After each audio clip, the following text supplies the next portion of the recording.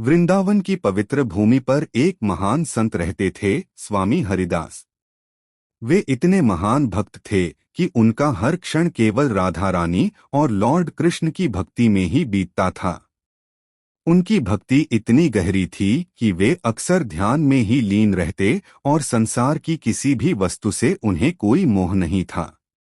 एक दिन एक धनी भक्त दूर देश से एक बहुत ही कीमती और सुगंधित इत्र लेकर आया।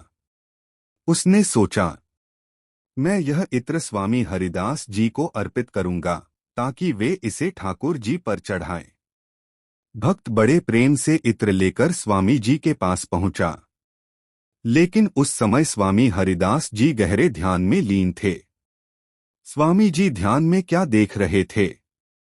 उन्हें ऐसा प्रतीत हो रहा था कि राधा रानी और लॉर्ड कृष्ण एक सुंदर बाग में विराजमान हैं। चारों ओर फूलों की खुशबू है, मंद मंद हवा चल रही है। तभी स्वामी जी ने देखा कि ठाकुर जी को इत्र अर्पित करना चाहिए।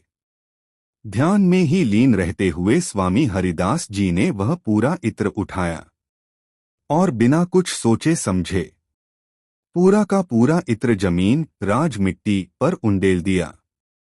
यह देखकर वह भक्त बहुत दुखी हो गया। मैं इतनी दूर से इतना कीमती इत्र लाया और स्वामी जी ने उसे मिट्टी में डाल दिया। वह निराश होकर वहां से चला गया।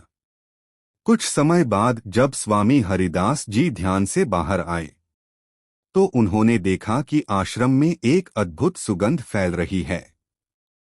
उसी समय मंदिर से खबर आई, आज ठाकुर जी के वस्त्रों और पूरे मंदिर में अद्भुत इत्र की खुशबू आ रही है।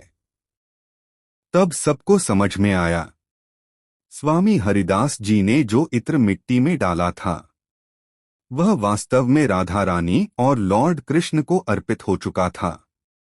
जब वह भक्त यह सब सुनकर लौटा तो उसकी आंखों में आंसू थे। मैं समझ नहीं पाया, मेरी भक्ति छोटी थी, आपकी दृष्टि बड़ी थी। स्वामी हरिदास जी मुस्कुराए और बोले, भगवान को वस्तु नहीं भाव पहुंचता है।